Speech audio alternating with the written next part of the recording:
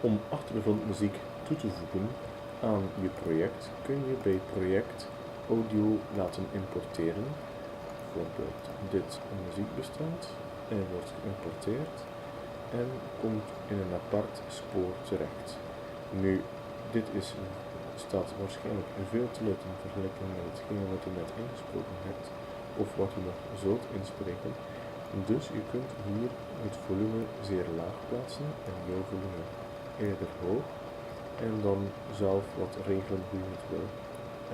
Wat je ook in gedachten kunt houden is, als je eenmaal gesproken hebt en je stopt met spreken, dan mag de muziek weer wat luider staan. Dus dan kun je beter nog eens een apart spoor maken met de luidere versies.